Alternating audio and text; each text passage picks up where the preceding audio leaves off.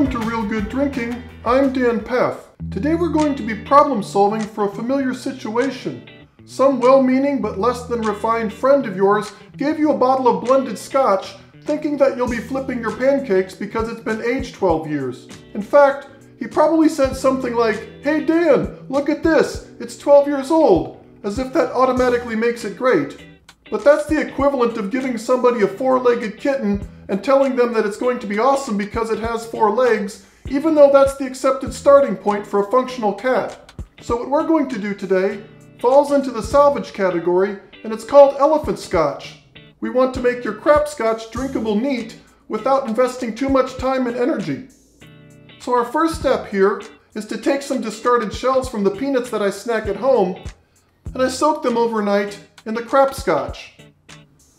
The next morning, I put the shells on a baking pan in my toaster oven for 35 minutes at 400 degrees. This one has been done for you. I'm not scorching my hands. Next, I set aside some of the crap scotch. The rest of it, I put in a canning jar and I add the crap scotch roasted peanut shells. Now, I don't want to call this an infusion because we're not investing much pride in this, but that's really what it is. So I'm going to set that aside for 6.5 or 7 days. After that time has passed, I grab my cone sieve and I strain the infusion back into the bottle. The cone sieve should catch any flotsam from the peanuts. After all is said and done, we've got some elephant scotch. Oh, and an FYI, elephants don't really like peanuts, so if you're somebody who believes that myth, why don't you drive your hot rod around the cul-de-sac a few more times and honk at divorcees? Now, we could be done here, but there's one more step that I like to do when I'm at home. It's totally unnecessary, but very spiritual.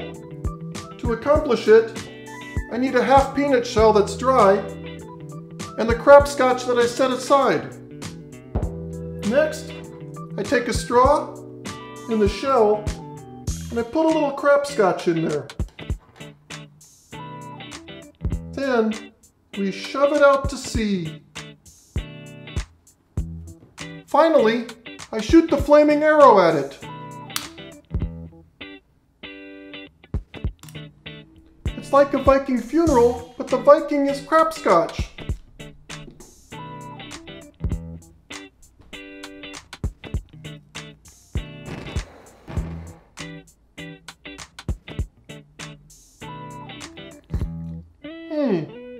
Very drinkable.